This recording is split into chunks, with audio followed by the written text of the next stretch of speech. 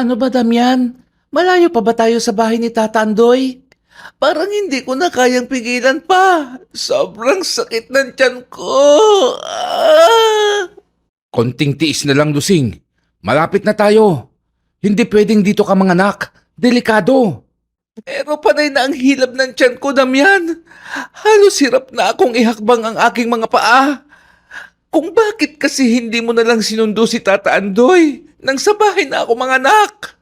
Alam mo namang hindi kita pwedeng iwang mag-isa sa bahay. Alam mo namang delikado dito sa baryo tuwing sumasapit ang gabi. Mabuti pa'y itigil mo na lang ang salita ng salita at baka makatawag pa sa pansin nila ang pagrereklamo mo. Kasalukuyang binabagtas ng mag-asawang Damian at Lusing ang mahaba at makahoy na daan patungo sa bahay ng kilalang albularyo at hilot na si Tata Andoy nang biglang sumulpot ang isang nilalang na may mabalahibong katawan at nagtataglay ng ulo ng isang baboy ramo. Pag sinuswerte ka nga naman, pagkain na ang lumalapit sa aswang na kumakalam ang tiyan. Diyos ko, Damian! May aswang! Yan na nga ba ang sinasabi ko? Hindi mo kasi maitikom ang bibig mo. Dito ka muna at kailangan ko lang patahimikin ang salot na ito. Pinaupo ni Damian sa gilid ng daan ang asawa at hinugot nito ang nakasukbit na itak sa kanyang baywang at buong tapang na hinarap ang nilalang ng dilim.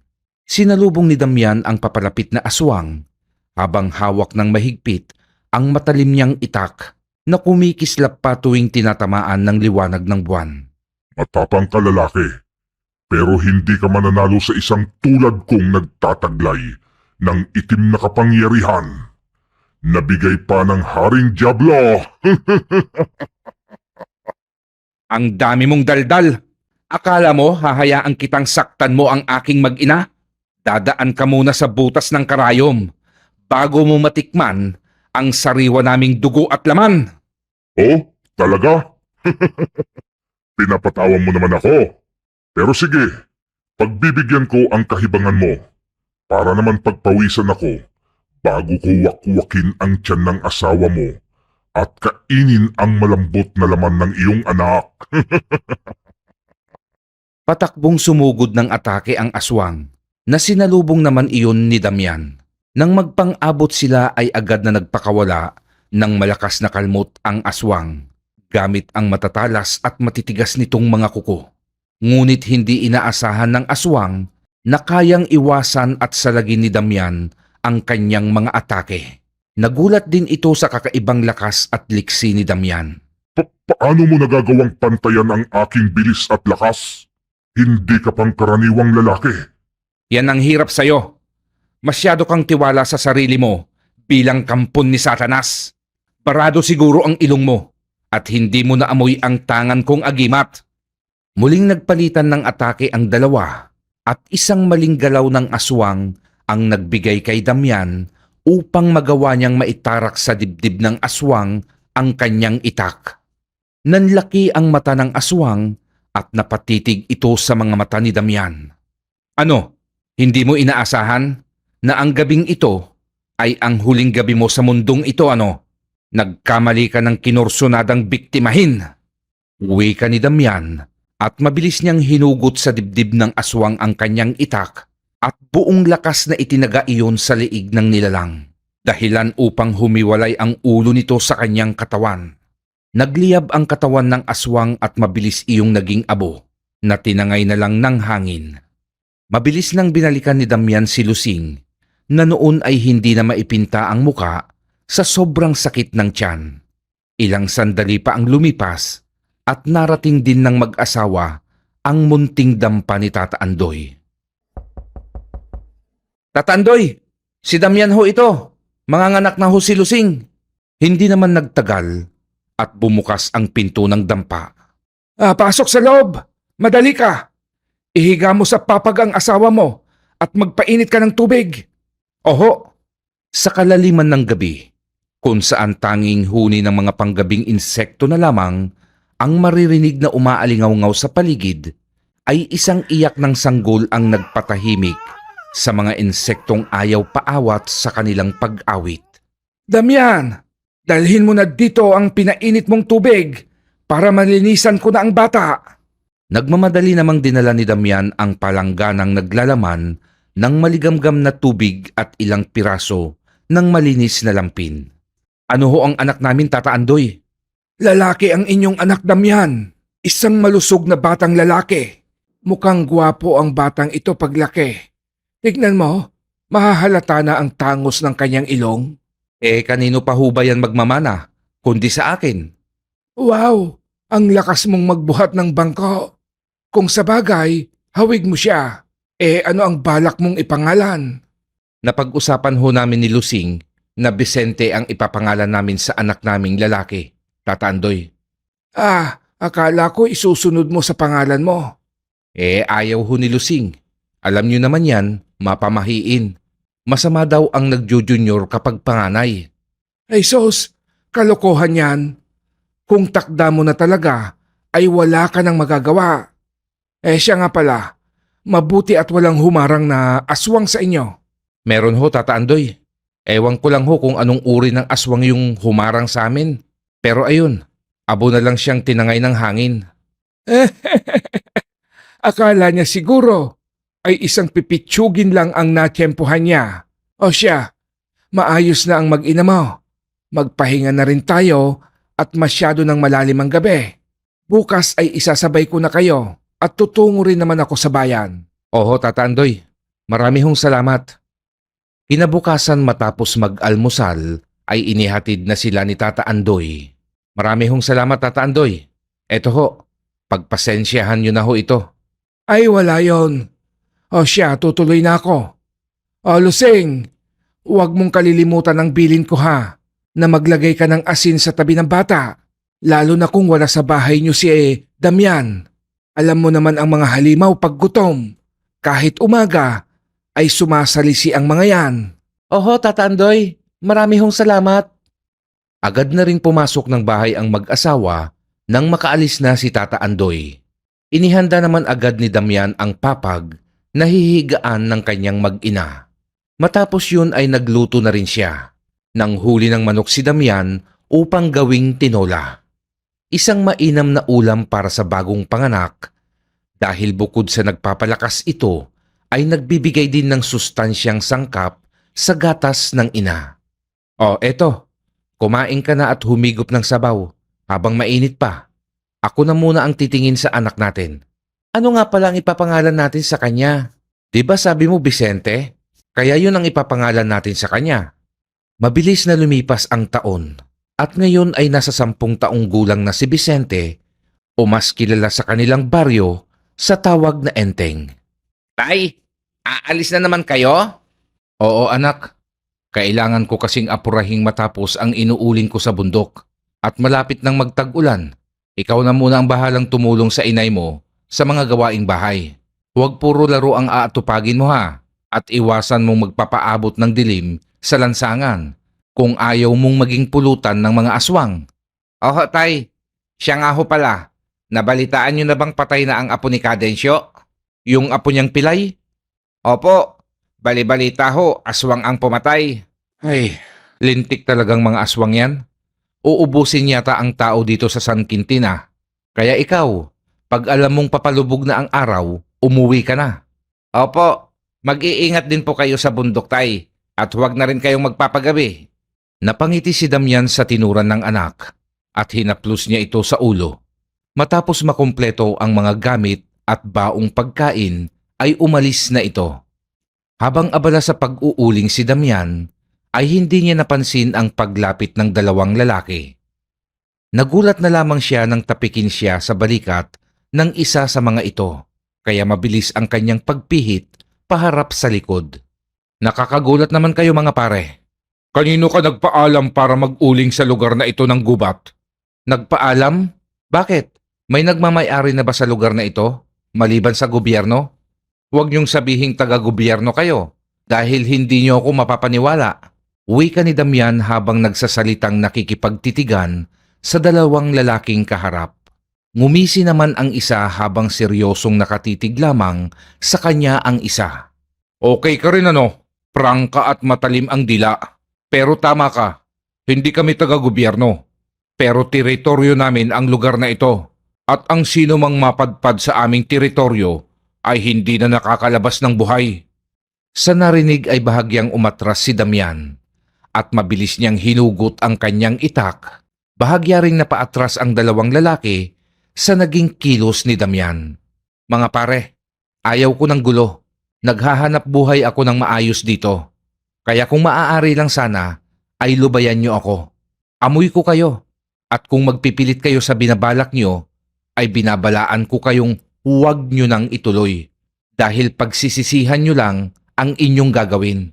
Nagkatingin na naman ang dalawang kaharap ni Damian. At sabay na nagpakawala ang mga ito ng malalakas na pagtawa. At sabay ding sumeryoso nang ibalik nila ang tingin kay Damian.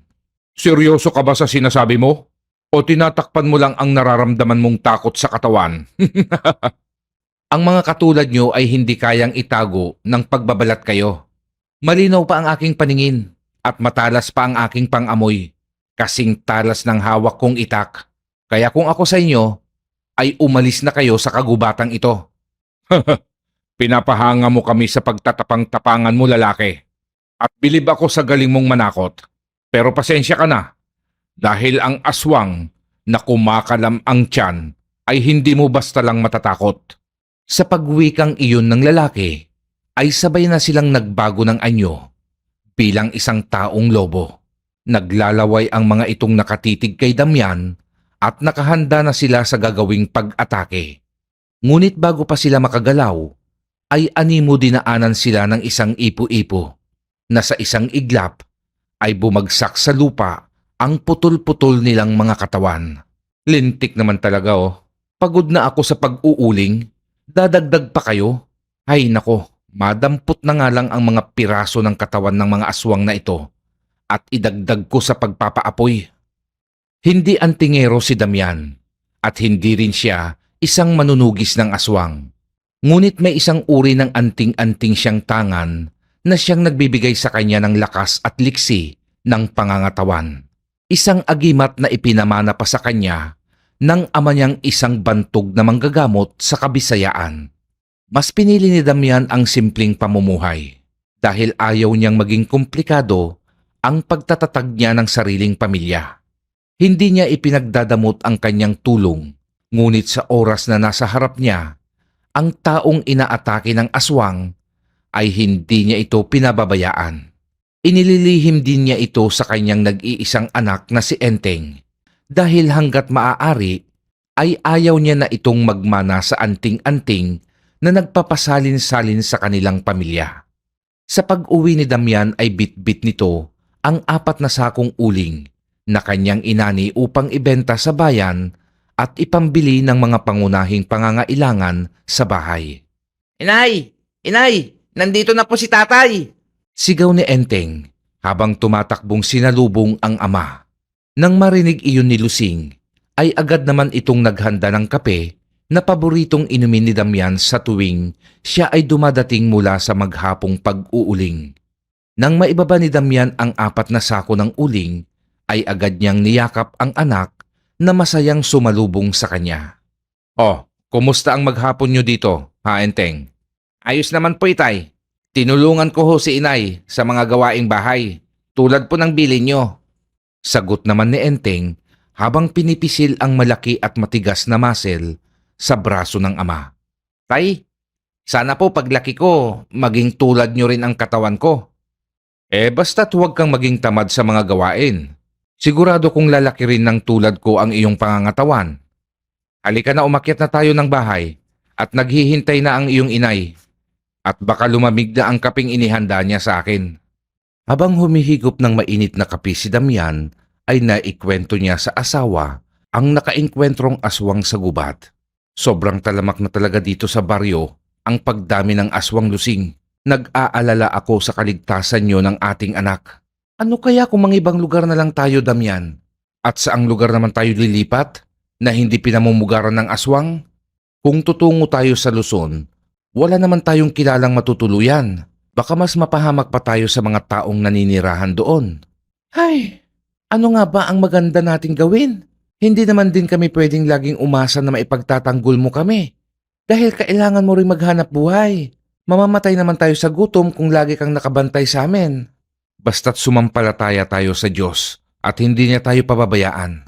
Uwi ka ni Damian at napahawak ito sa kanyang medalyon. Bagay na napansin naman ni Lusing. Ano nga pala ang balak mo sa iyong agimat? Talaga bang hindi mo yan ipapamana kay Enteng? Sa ngayon hindi ko pa alam. Pero mukhang kailangan ito ng ating anak eh. Bahala na. Ngunit kung minsan ang tadhana ay sadyang mapaglaro, kung ano ang iyong plano ay parang inililihis ka nito sa iyong pinapangarap. Isang katotohanang sitwasyon sa buhay kung saan dadaan ang isang tao sa pagsubok. At kahit sino man ay hindi kayang pigilan ang nakatakdang kapalaran. Dahil gagawa at gagawa ito ng daan upang matupad ang itinakda ng may kapal. Isang hapon pa uwi noon si Damian galing sa pag-uuling sa gubat at habang binabaybay niya ang masukal at makahoy na daan pa uwi, ay isang aswang ang namataan niyang nakaharang sa gitna ng daan. Matipuno ang pangangatawan ng nilalang at nagtataglay din ito ng maputi at mahabang buhok. Nakatayo lamang ito habang nakatingin sa kanya ng seryoso. Isang gabunan at mukhang ako talaga ang kanyang hinihintay. Bulong ni Damian sa sarili. Huminto siya sa paglalakad at ibinaba ang pasan niyang sako ng uling. Inupuan niya ang sako at nagkunwaring siya ay nagpahinga. Hinubad niya ang kanyang sombrero at ipinaypay iyon sa kanyang muka at pasimpleng tinitignan ang aswang sa kalayuan. May ilang minuto rin ang lumipas nang mag-umpisang humakbang palapit sa kanyang kinaroroonan ang gabunan. Mahahalata sa muka nito ang gutom at galit dahil na rin sa naglalaway nitong bibig at matalim na mga titig kay Damian. Huminto ito sa may 2 dipang distansya kay Damian, sabay nagpakawala ng ngiting may masamang kahulugan. Isinuot ni Damian ang kanyang sombrero, sabay tumayo itong nakaharap sa aswang. Hindi siya kumilos ngunit nakahanda na ang kanyang kamay na anumang oras ay mabilis niyang huhugutin ang matalim niyang itak mula sa kaluban. Marahil alam mo na kung bakit ako naririto. Damian mag-uuling. Uwi ka ng gabunan na noon ay nakangising titig na titig kay Damian. Pasensya ka na kaibigan, pero hindi ko alam ang dahilan kung bakit ka naririto. At hindi rin ako manghuhula upang malaman ang iyong dahilan. Baka naman pwede mong sabihin sa akin para aking malaman. Tumawa ang gabunan at pinalagutok nito ang kanyang leeg. 2 sa aking kasamahan ang bigla na lamang naglaho sa kagubatang ito at isang tao lamang ang may kagagawan. Ikaw yun, Damian. Ikaw ang kumitil sa kanilang buhay at isa sa kanila ay ang aking anak. Yun bang 2 naghahari-harian sa kagubatang ito ang sinasabi mo? Yung mga sumita sa aking pag-uuling at balak akong patayin? Oo, ako nga ang pumatay sa kanila. Anak mo pala ang isa doon? Pasensya ka na. Masyado kasi silang mapusok, pero kulang naman pala sa kakayahang ipagtanggol ang mga sarili. Lalong nainis ang gabunan sa isinagot ni Damian. Kumuyom ang mga kamao nito at nagngalit ang mga panga. Alam mo bang hindi ko mapapalampas ang ginawa mo? Buhay ang kinuha mo, kaya buhay din ang kukunin ko sa'yo. Kilala ko ang uri mo at alam kong hindi ka napapapigil. Kaya tigilan na natin ang daldalan at umpisahan na natin ang dapat tapusing usapan sa pamamagitan ng labanan. Sinugod ni Damian ang gabunan. Habang tumatakbo siya, ay hinugot niya ang kanyang itak. Ang gabunan naman ay nagbabago ng anyo habang sinasalubong si Damian. At sa kanilang salpukan ay umaalingaw-ngaw ang malalakas na sigaw at tunog ng nagbabangga ang itak at matitigas na kuko. Parehas silang maliksi at pareho silang malakas. Ngunit magkaiba sila kung mag-isip dahil si Damian ay gumagamit ng diskarte, samantalang ang gabunan ay puro lamang galit ang pinapairal.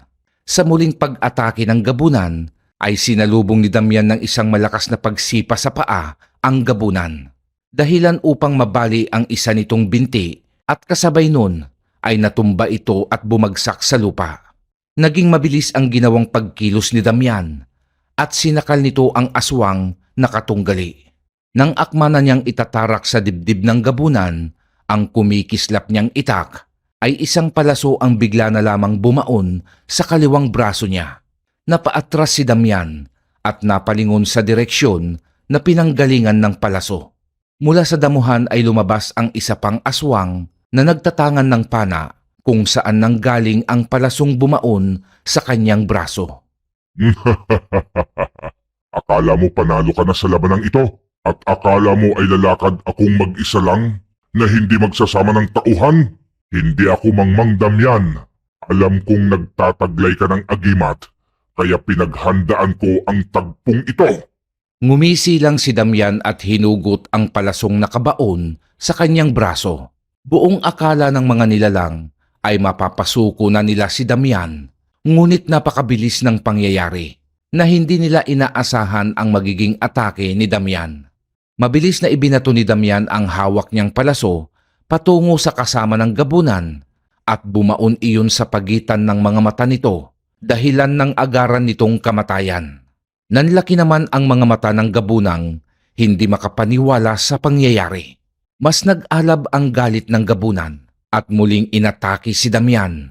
Ngunit ang liksi nito ay nabawasan dahil sa nabaling binti nito, kung kaya't naging pabor ito kay Damian upang magawa niyang mataga ang aswang sa muka. Paglapat ng itak ni Damian sa muka ng gabunan, ay napasigaw ito ng sobrang lakas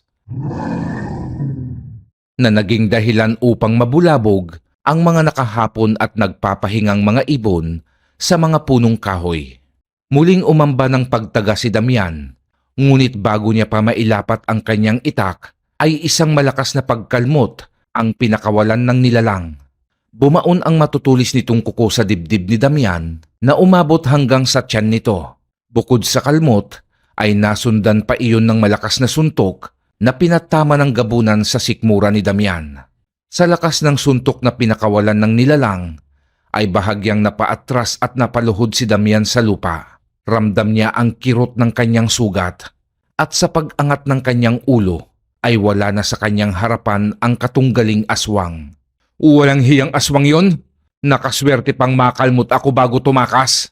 Traidor talaga ang mga walang hiyang nilalang. Di bale, may darating pang pagkakataon na magkakaharap kaming muli. Bulong ni Damian sa sarili habang dinadampot ang mga sako ng uling. Nang makarating siya ng bahay, ay muling sumalubong si Enteng. Ngunit natigilan ang bata nang makita ang punit at dugo ang damit ng ama.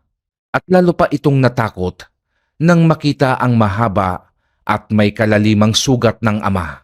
Nay! Si Itay may malaking sugat! Nataranta naman si Lusing nang marinig ang isinigaw ng anak. Agad niyang iniwan ang paghuhugas ng kaldero at tumungo sa sala kung saan nakaupo ang mag-ama.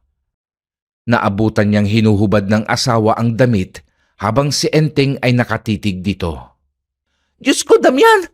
Anong nangyari sa'yo? Huminahon ka. Wala ito. Mababaw na sugat lamang. Anong mababaw lamang ang sinasabi mo? Ayan, at bukod sa malalim ang sugat mo, ay ang haba pa. Nag-aalalang turan ni Lusing na noon ay naglalakad patungo sa kusina upang kumuha ng maligamgam na tubig at tela na ipanglilinis sa sugat ng asawa. Enteng, okay ka lang ba anak? Huwag kang matakot at walang kwenta ang sugat na ito ni Itay. Hindi po ba lalabas ang puso at bituka nyo sa sugat nyo, Itay? Hindi anak. Napakababaw lang nito para lumabas ang puso at bituka ko. Sige na, magsandok ka na doon nang makapaghapunan na tayo pagkatapos linisin ito ng nanay mo. Agad namang tumalima si Enteng. Makaraan ang ilang araw ay hindi pa rin gumagaling ang sugat ni Damian. Mas tumitindi ang pagkirot nito at tila namamagana. Mainam siguro kung ipagamot na natin yan kay Tata Andoy. Mukhang hindi maganda ang lagay ng sugat mo, Damian. Uwi ka ni Lusing. Hindi naman tumanggi si Damian. Hindi na rin kasi siya mapakali at nag-aalala na rin sa kanyang sugat.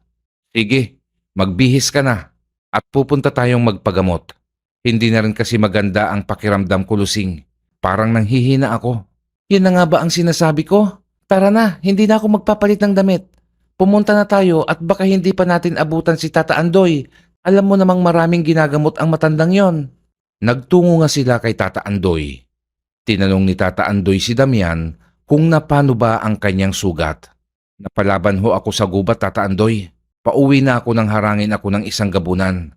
Kung hindi lang ako pinana ng kasama niyang aswang, ay naitumba ko na ang lintik na gabunan na yon. May galit na wika ni Damian. Sinuri ng matandang albularyo ang namamagang sugat ni Damian. Maya-maya lang ay pinahira ni Tata Andoy ng langis ng nyog ang isang dahon at pinainitan ito gamit ang apoy ng gasera. Matapos iyong uminit ay itinapal niya ang dahon sa sugat ni Damian. Aray ko, Tata Andoy, ano ho ba ang itinapal nyo? Bakit sobrang hapdi naman? Ano pa ba ang aasahan mong ilalagay ko, kundi dahon? O ayan, okay na yan. Pwede na kayong umuwi. Pupuntahan kita sa inyo bukas at ipapaalam ko sa iyo ang resulta ng gagawin kong pagtatawas sa iyo gamit ang duguan mong damit. Marami pong salamat, Tata Andoy. Lumipas ang maghapon at sumapit ang takip silim. Kasalukuyang sinusubuan ni Lusing ng lugaw si Damian na noon ay nanghihinang nakahiga sa higaan nang marinig nila ang pagtawag ni Tata Andoy. Enteng anak, pakibuksan mo nga ang pinto at papasukin mo sa loob si Tata Andoy. Opo inay, pupunta na po. Nagmamadaling tinungo ni Enteng ang pinto at binuksan ito. Ngunit sa pagbukas niya ay wala namang Tatay Andoy doon. Tanging ang malamig na hangin lamang ang sumalubong sa kanya. Nagpalingalinga pa si Enteng sa paligid ng kanilang bahay, ngunit ni Anino ng matandang manggagamot ay wala. Agad na niyang isinara ang pinto at tumakbo patungo sa kanilang silid. Nay! Nay! Oh, bakit parang nakakita ka ng multo? Nasaan si Tatay Andoy? Wala naman po si Tata Andoy sa labas, Nay. Ano? Paanong nangyari yun eh? Dinig na dinig namin ng tatay mo ang kanyang pagtawag. Pero wala po talagang tao sa labas, Nay. Ay nako, ang batang ito talaga. Sandali nga't ako na nga lang ang pupunta. Huwag na Lusing. Isara mo na lang mabuti ang mga bintana at pinto. Maglagay ka rin ng asin. Hindi si Tatay Andoy ang narinig natin. Wika ni Damian sa nanghihinang boses. Anong ibig mo sabihin, Damian? Basta sundin mo na lang ang sinabi ko sa'yo at magmadali ka. Hindi na nagtanong pa si Lusing at sinunod na lamang ang sinabi ng asawa. Pinalapit naman ni Damian ang kanyang anak at hinubad nito ang medalyong nakakwintas sa kanya. Enteng, isuot mo ang kwintas na ito at kahit anong mangyari ay huwag na huwag mong aalisin sa katawan mo. Ano po ito, Tay? Sa akin na po ba ito? Oo anak, yan ang magiging kakambal mo at siya ang magliligtas sa iyo sa kapahamakan. Iingatan mo yan at tulad ng sinabi ko sa iyo, huwag na huwag mong huhubarin yan sa iyong katawan. Maliwanag ba? Opo, Tay. Pagbalik ni Lusing sa silid ay agad nitong napansin ang kwintas sa leeg ni Enteng. Damian, akala ko ba'y ayaw mong ipasa sa anak mo yan? Akala ko nga rin ay hindi ko ito ipapasa sa kanya, Lusing. Pero sadyang tadhana na talaga ang nag-uutos. Sa kalagayan kong ito ay hindi ko na kayo maipagtatanggol at si Enteng na lamang ang ating pag-asa. Napahawak naman si Enteng sa kwintas at tumingalang tumingin sa kanyang ina nang may pagtataka. Tanging ngiti lamang ang isinagot ni Lusing sa anak. Magtatanong pa sana ang paslit, ngunit bigla silang nagulat sa isang malakas na pagkalabog sa kanilang bubungan na naging dahilan pa upang bahagyang umalog ang kanilang kubo. Nay! Tay! Ano po yun? Aswang anak. Damian, huwag mo kaming takutin ng anak mo. Bahagyang napangiti si Damian sa reaksyon ng kanyang mag-ina. Huwag kayong mag-alala at hindi nila kayang pumasok dito sa loob ng bahay. Magpahinga na kayo at bukas ay pasyalan nyo si Tata Andoy. Tulad sa sinabi ni Damian, ay wala ngang aswang ang pumasok sa kanilang bahay. Kahit papaano ay maayos naman silang nakatulog. Pagsapit ng kinabukasan, ay inutusan ni Lusing si Enteng upang bisitahin si Tata Andoy.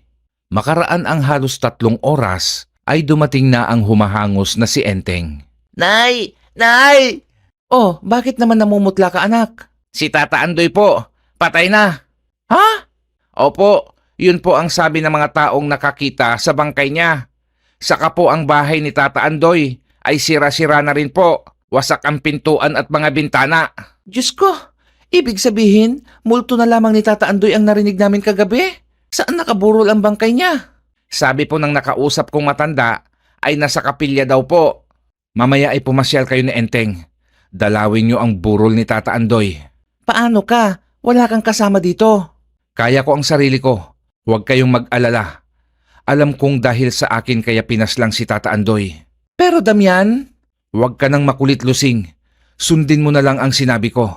Matapos maasikaso ni Lusing ang tanghalian at mapakain si Damian, ay nagtungo na ang mag-ina sa kapilya kung saan nakaburol ang matandang albularyo.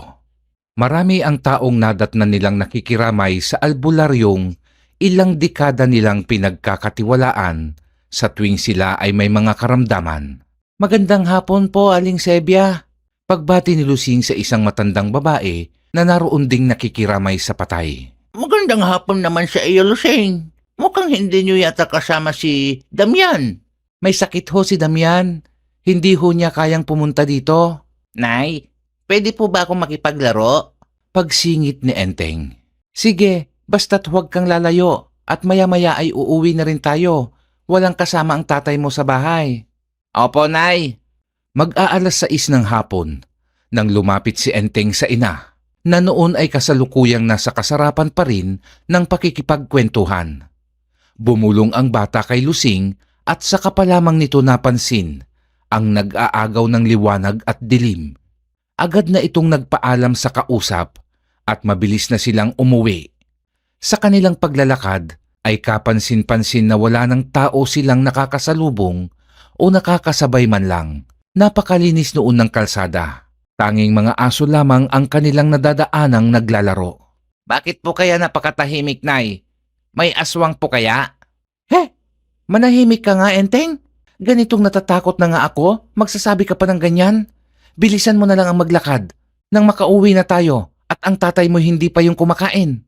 Makalipas ang ilang minuto ay muling nagsalita si Enteng. Nay, bakit po umiinit ang kwintas na bigay ni Itay? Ano po bang klaseng kwintas ito? Ang hapdi po sa balat. Agad na sinilip ni Lusing ang kwintas sa loob ng damit ni Enteng at nakita niya itong bahagyang naglalabas ng liwanag. Napaantanda si Lusing at halos hilahin na nito ang anak sa bilis ng ginagawa niyang paglalakad. Halos kainin na ng dilim ang paligid at ang mga kuliglig ay panakanakanang humuhuni. Nang ilang dipa na lamang sila sa kanilang bahay, ay napansin na ng ginang ang mga sirang bintana at pinto ng kanilang tahanan. Napabitiw si Lusing sa pagkakahawak sa kamay ng anak at mabilis na itong tumakbo patungo sa kanilang kubo. Si Enteng naman ay kalmante lamang sa paglalakad hanggang sa marinig niya ang malakas na pagsigaw ng kanyang ina. Damian! Napatakbo na rin ang bata at inabutan nitong yakap ng ina ang kanyang ama na noon ay naliligo na sa sariling dugo habang ang mga bituka nito ay nagkalat at nakalaylay na sa papag na hinihigaan. Halos hindi maihakbang ni Enteng ang kanyang mga paa at hindi niya namalayan ang pagtulo ng kanyang mga luha sa nasaksihang kalagayan ng ama. Hindi pa tapos ang lamay ni Tata Andoy ay pinaglalamayan na rin si Damian. Hindi naman makapaniwala ang mga tao sa sinapit ni Damian dahil nga alam nilang ito ay nagtataglay ng agimat. Kaya iisang tanong ang pinag-uusapan ng mga tao, kung papaanong napatay ng aswang si Damian. Tikom ang bibig ni Lusing sa kahit anong naririnig at pagtatanong ng kanilang mga kabaryo. Hindi na rin nagtagal ang burol ni Damian. Isinabay na ito sa libing ni Tata Andoy at magkatabi rin ang kanilang puntod. Mula nang mamatay ang tatay ni Enteng, ay napapansin ni Lusing ang pagiging tahimik ng anak, kaya hindi niya napigilang tanungin ito. Enteng, bakit tila tahimik ka yata? Bakit hindi ka makipaglaro sa mga kaibigan mo para malibang ka, anak? Naiisip ko po kasi ang mga aswang na pumatay kay Itay. Gusto ko pong maghiganti, Nay. Mga salbahe sila. Ang bait-bait ni Itay, tapos papatayin nila? Hindi po sila naawa. May sakit na nga po yung tao. Napabuntong hininga si Lusing at niyakap ng mahigpit ang anak habang panay ang pagtulo ng kanyang mga luha. Sa pagkawala ni Damian ay napilitan silang kumayod upang mabuhay. Ipinagpatuloy nila ang pag-uuling na siyang tanging alam nilang mapagkukunan ng kabuhayan. Hindi sila sa bundok nagluluto ng uling. Nangangahoy na lamang sila at matyaga nilang hinihila ang matatabang sanga ng kahoy at sa likod bahay sila nagluluto ng uling. Isang araw ay mag-isang nagtungo si Enteng sa bukana ng gubat upang manguha ng kahoy nang makasalubong nito ang isang lalaki. Tumatakbo ito at duguan at may mga kalmot ng matatalas na kuko sa muka. Kuya, napano po kayo? Pagtatanong ni Enteng. Bata, tumakbo ka na.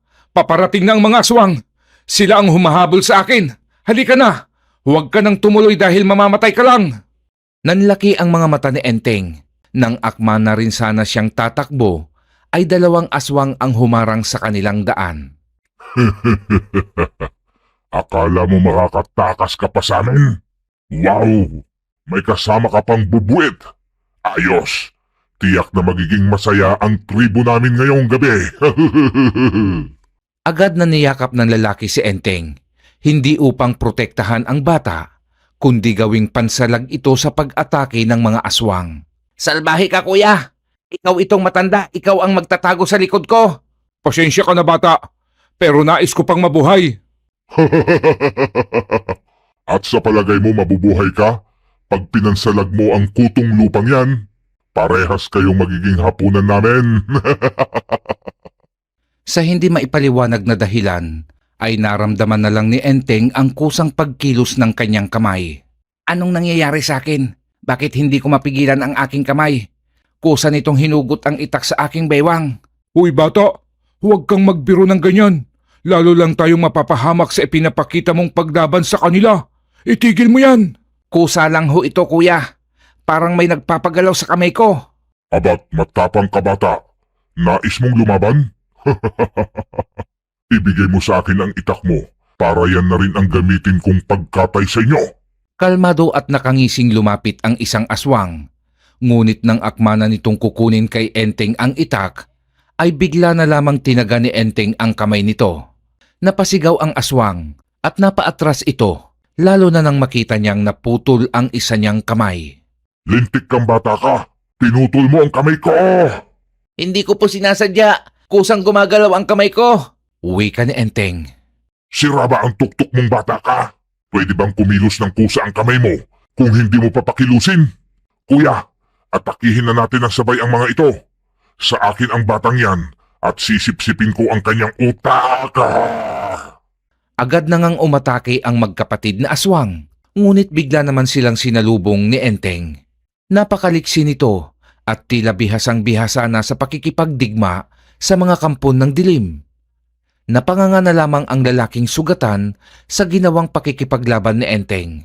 Hanggang sa lumipas ang halos 2 minuto ay gutay-gutay na ang mga nilalang. Habol hininga naman si Enteng at bumagsak ito sa lupa na walang malay. Agad naman siyang dinaluhan ng lalaki.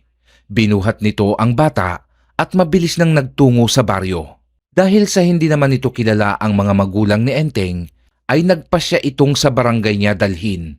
Oh, anong nangyari? Bakit duguan ka? At bakit walang malay ang batang ito? Anong ginawa mo sa kanya? Inatake ho kami ng aswang sa gubat, Kapitan. At ang batang ito ang nagligtas sa akin. Napakahusay po niya at napakalakas. Ano? Teka nga't, parang kilala ko ang batang ito. Sabi ko na nga ba, anak ito ni Lusing. Taga saan ka ba, lalaki? Sa kabilang baryo ho, Kapitan. Nangangaso ho ako nang bigla akong atakihin ng 2 aswang at sa pagtakas ko ay nakasalubong ko ang batang ito. Ganun ba? Sige, umuwi ka na. At kami nang bahalang maghahatid dyan sa bata. Tiga rito yan at kilala ko ang kanyang magulang. Salamat ho, Kap. Sige ho, aalis na ho ako. Matapos makaalis ng lalaki, ay inihatid na rin nila Kapitan si Enteng. Halos himatayin din si Lusing nang makita nitong karga ng isang tanod ang walang malay niyang anak. Huminahon ka, Lusing, at buhay ang iyong anak. Nawalan lang siya ng malay. Ano ho bang nangyari sa kanya, Kapitan? Ipinaliwanag ng Kapitan kung ano ang kwento ng lalaki sa kanila. Matapos maipasok sa bahay si Enteng, ay nagpaalam na rin ang mga kawani ng barangay.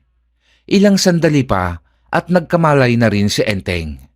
Agad itong nanghingi ng inuming tubig at nagkwento na rin ito sa ina.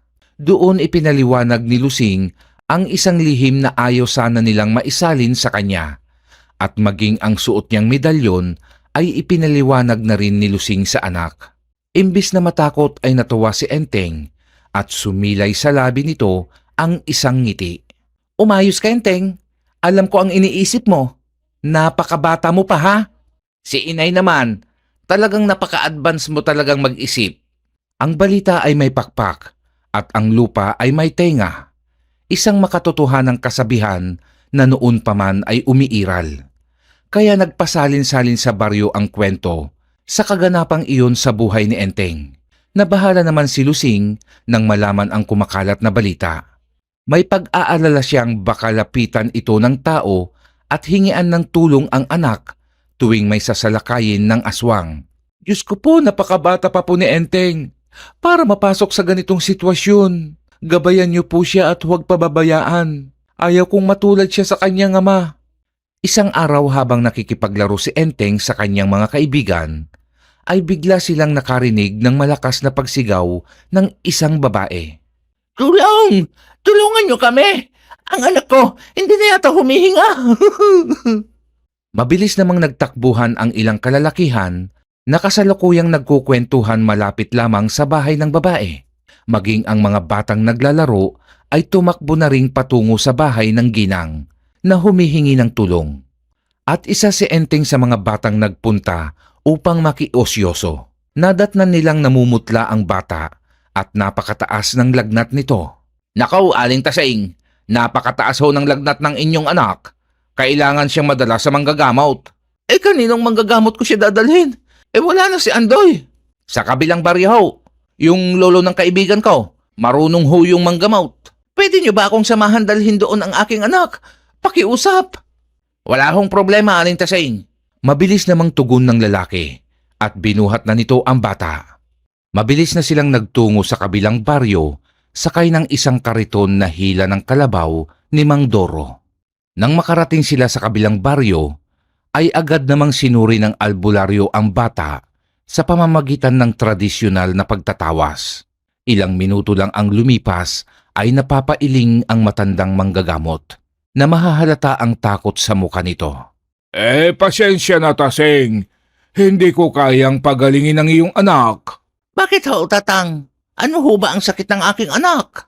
Wala siyang sakit, ngunit binabantayan siya ng isang nilalang at unti-unti siyang pinapahina hanggang sa kunin na niya ang buhay ng bata. Ano hong nilalang iyon, Tatang? Maligno ho ba? Isang aswang ang gabi-gabing dumadalaw sa bata. Bakit, Tasing? Wala ka bang nahahalata sa paligid ng inyong bahay tuwing gabi? Wala naman ho, pero maliban na lang ho sa isang asong itim na madalas kong mapansin sa tapat ng aming bahay, sa ilalim ng punong santol namin. Nakaupo lang iyon at nakatanaw kung saan ang silid naming mag-ina. Iyon ang aswang na naghahangad sa iyong anak. Kailangan nang mapuksa agad ang aswang na iyon dahil maaaring anumang oras ay kukunin na nito ang iyong anak. Diyos ko, hindi niyo ho ba maaaring itaboy o patayin ang aswang na iyon? Pasensya ka na. Limitado lamang sa panggagamot ang aking kakayahan. Kung may kilala kayong manunugis, ay yun ang lapitan niyo. Dahil sila ang nagtataglay ng mga agimat na kayang tapatan ang lakas ng ganitong uri ng nilalang ng dilim. Pasensya na kayo kung hanggang dito na lamang ang kaya kong itulong. Wala nang nagawa sina Aling Tasing kung di iuwi na lamang ang anak. Bakas sa mukha nito ang lungkot at takot. Habang nasa daan sila ay naalala ng lalaki si Enteng. Bakit hindi niyo subukang lapitan yung anak ni Lusing? Magaling daw yung makipaglaban sa aswang. Yun ho ang sabi ng isang tanod ni Kapitan. Pero napakabata pa noon. At isa pa, baka hindi yun payagan ni Lusing. Wala naman hong masama kung susubukan niyo. Malay niyo lang ho kung pagbigyan kayo. Imbis na dumiretso ng bahay, ay sa bahay nila Lusing nagtungo ang mga ito. Aling Lusing! Tao pa ho! Aling Lusing! Pagtawag ng lalaki. Nandyan na, sandali lang. Tugon ni Lusing na noon ay nagmamadaling papunta sa bintana. Sa kanyang pagdungaw ay nakita niya ang kariton kung saan nakasakay si Aling Tasing. Kalong ang nanghihina nitong anak. Bakit ho? Ano pong kailangan nila? Aling Lusing, naisa na kayong makausap ni Aling Tasing. Importante lang ho sana. Muling napatingin si Lusing kay na Aling Tasing. Ay, sandali lang ho at mananaog ako dyan. Nanaog ng bahay si Lusing at lumapit ito kay Aling Tasing. Ano bang maipaglilingkod ko sa iyo, Tasing? Lusing, ang anak ko ay nais daw kunin ng aswang. Si Enteng, nabalitaan namin ang kanyang ginawang pagpatay sa aswang. Baka maaari niyo naman kaming matulungan na iligtas niya ang aking anak. Pero Tasing, napakabata pa ng aking anak. Ayaw kong mapahamak si Enteng. Baka may iba pang maaari niyong lapitan. Lusing, nakikiusap ako. Alam namin naman na ni Enteng ang agimat ni Damian. Alam namin na ang agimat lamang na tangan ng iyong anak ang makakagapi sa aswang. Sana unawain niyo rin ako. Bilang ina, ayaw ko ring mapahamak ang aking nag-iisang anak. Alam kong alam mo na hindi kayang gapiin ng aswang si Enteng dahil sa malakas nitong anting-anting. Kaya nakikiusap ako sa iyo, Lusing. Natulungan mo kami. Alam kong nauunawaan mo ang aking nararamdaman bilang ina. Huwag mo naman sanang ipagkait ang tulong sa tulad namin. Nay, gusto ko po silang tulungan. Enteng, huwag kang mag-alala, inay. Alam kong ginagabayan ako ni Itay. At tama naman po ang sinabi nila na tanging ang anting-anting na ipinamana sa akin ni Itay ang may kakayahang talunin ang mga aswang. Kaya wag na ho kayong matakot at hindi po ako mapapahamak. At paano ka nakakasiguro? Kung ang iyong ama nga ay napahamak, ikaw pa kayang kabata-bata mo pa? Inay, maaatim mo ba na hayaan na lamang mawalan ng buhay ang isang batang walang kalaban-laban sa kampo ng kadiliman? Natatandaan niyo po ba ang sabi ni Itay? Na ayaw sana niyang ibigay sa akin ito, pero tadhana na ang nagpasya. Ibig sabihin, inay, pinili ako ng anting-anting upang magbigay ng tulong sa mga nangangailangan. Kaya sige nanay, pumayag ka na. Saglit na napatulala si Lusing sa tinuran ng anak. Hindi kasi niya inaasahan ang sinabing iyon ni Enteng. Pakiwari ni Lusing ay hindi 10 taon lamang si Enteng sa mga sandaling iyon. Muli siyang napatingin kay Aling Tasing na noon ay walang tigil ang pagluha habang yakap ng mahigpit ang anak. Pasensya ka na, Tasing. Tulad mo ay natatakot din akong mawalan ng anak. Pero si Enteng na mismo ang nais kayong tulungan. Kaya hindi ko na ipagkakait ang tulong na hinihingi nyo. Salamat, Lusing. Salamat, Enteng. May ngiting wika ni Aling Tasing. Sige po, Aling Tasing. Umuwi na po kayo. At ikalma na ang inyong sarili. Ako na po ang bahala sa aswang na yon. Salamat, Enteng. Umuwi na nga sina Aling Tasing. Baon ang pangako ng isang batang sisibol na tagapagligtas at tagapagpagaling ng sakit sa baryo San Quintin. Pagsapit ng takip silim ay naghanda na si Enteng. Sigurado ka ba sa desisyon mong yan, Enteng? Pwede ka pang umurong, anak. Inay, hindi po ako maaaring umurong. Hindi ko po pwedeng baliin ang aking pangako. Isang buhay po ang nangangailangan ng tulong ng agimat at kailangang gampanan ko po ang aking tungkulin na tulungan ang mga nangangailangan. Huwag ka nang mag-alala, inay, at pangako, uuwi po akong ligtas. Yaman rin lang na hindi ka napapipigil. Ay mag-iingat ka, anak. Mababaliw ako kung pati ikaw ay mawawala sa buhay ko. Hindi po mangyayari yun, inay. Ito na rin po ang pagkakataon ko para maipaghiganti ang Itay. At bago manaog ng bahay si Enteng, ay pinahiran pa nito ang luha ng nag-aalalang ina at niyakap ito ng mahigpit. Pangako, inay, babalik akong buo at humihinga. Nanaog na si Enteng ng bahay at tinungo ang bahay ni Aling Tasing. Baon ang tapang at layuning makapaghiganti sa mga aswang na kumitil sa buhay ng pinakamamahal niyang ama. Si Lusing naman ay sinimulang sindihan ang 2 kandila sa harap ng kanilang altar. Lumuhod ito at nagsimulang manalangin para sa kaligtasan ng kanyang anak. Sa mga oras na iyon ay tahimik na ang paligid sa Baryo San Quintin. Tanging kuliglig at mahinang tunog ng radyo na lamang ang maririnig. Habang si Enteng ay naglalakad, nakahawak naman siya sa kanyang medalyon at nagdadasal. Maliban sa bata, ay wala ka nang makikitang tao sa labas. Ang mga taga San Quintin kasi ay iwas nang lumabas ng kanilang tahanan sa oras na lumatag na ang dilim ng gabi. Bago siya makarating sa bahay nila Aling Tasing, ay nakarinig siya ng ilang asong nagpapakawala ng nakakakilabot na pag-alulong. Isang tanda na ang mga ito ay nakakakita o nakakaramdam ng hindi pangkaraniwang elemento na tanging sa gabi lamang lumalabas at sumasalakay. Binilisan na ni Enteng ang kanyang mga hakbang at ilang minuto pa ang lumipas ay tanaw na niya ang isang nilalang na noon ay nasa itaas ng bubungan. Yun na ang bahay nila Aling Tasing at tama nga ang sabi ng albularyo sa kabilang baryo na aswang ang nagpapahirap sa anak ni Aling Tasing. Humanda ka dahil narito na ako.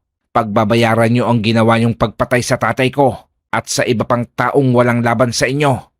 Bulong ni Enteng sa sarili habang tahimik at maingat siyang lumalapit sa bahay ni Aling Tasing.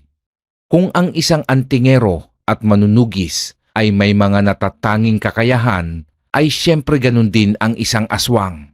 Kaya kahit anong ingat ni Enteng, ay naramdaman pa rin siya ng aswang. Agad na napalingon ang nilalang sa kinaroroonan ng bata at ngumisi ito. Isang nakakatakot na ngisi dahil sa naglabasan ang naninilaw at nagtutulisang mga ngipin, na sinabayan pa ng matalim na tingin ng namumula nitong mga mata. Dahil sa hindi ito ang unang pagkakataon na makakita si Enteng ng aswang, ay hindi na nagulat pa ang paslit sa pangit na itsura ng aswang. Huminto si Enteng sa paglapit at tahimik siyang nakipagtitigan sa nilalang. Habang ang aswang naman ay huminto sa pagkutkot sa pawid na bubong at dahan-dahan itong gumapang patungo sa pwesto ni Enteng. Tumalon ito pababa at animo pusa na bumagsak sa lupa. Hindi ko inaasahan ang iyong pagdating.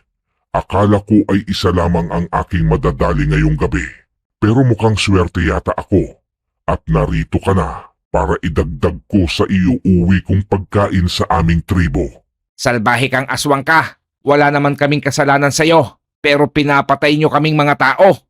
Hoy bata, dahil tulad niyo rin kaming kumakain ng karne. Ang kaibahan lang namin ay karne ng tao ang aming paborito. Hindi tulad niyo, karne ng baboy ang madalas niyong lantakan. Hindi kami ginawa ng Diyos para lamang gawin niyong pagkain. Marami ang nasasaktan sa tuwing pinapatay niyo ang mahal namin sa buhay. Kaya dapat sa inyo ay mamatay din dahil wala kang kwentang nilalang. Puro kasamaan lang ang ginagawa niyo. At bakit? Kayong mga tao ba ay tunay na mabubuti? Hoy bata, marami sa inyong mga tao ang masasama.